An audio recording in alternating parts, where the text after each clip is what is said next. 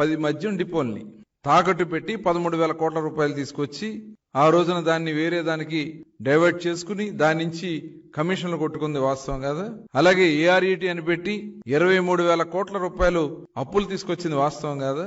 అదేవిధంగా ఈ రకంగా భవిష్యత్తుకు సంబంధించినటువంటి అమ్మకాలని తాకట్టు పెట్టి డబ్బులు తెచ్చి ఆ రోజున కొన్ని పథకాలకి డైవర్ట్ చేసుకుని దాంట్లోంచి ఆ కమిషన్లు కొట్టుకున్నది మొత్తం కూడా బయటకు వస్తా ఉన్నాయి. కేవలం కొన్ని కంపెనీలు, అప్పటి వరకు అసలు రాష్ట్రంలో ఎక్కడ ఈ కంపెనీలు లేవు.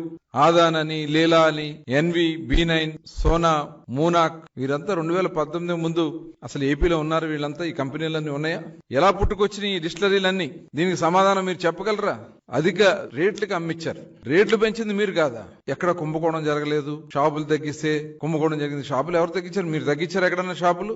ఇవన్నీ కూడా మోసం చేయాలని పనిచేస్తా ఉన్నారు. ఎక్కడ డిజిటల్ ట్రాన్సాక్షన్స్ లేవు. టోటల్ 99,413.5 కోట్ల రూపాయలు only cash payments, no digital payments. ఇంత డబ్బు ఎక్కడికి వెళ్ళింది? ఓన్లీ క్యాష్ పేమెంట్స్ ని ప్రోత్సహించి ప్రభుత్వ దుకాణాల్లో అని చెప్పి ఈ డబ్బంతా ఎక్కడికి వెళ్ళింది? ఎవరి ప్యాలెస్లకు వెళ్ళింది? మీరు సమాధానం చెప్పగలరా? అమ్మకాలు తగ్గాయినాయి కాబట్టి ఎవరికి కమిషన్లు వస్తాయని చెప్పి మాట్లాడిస్తా ఉన్నారు.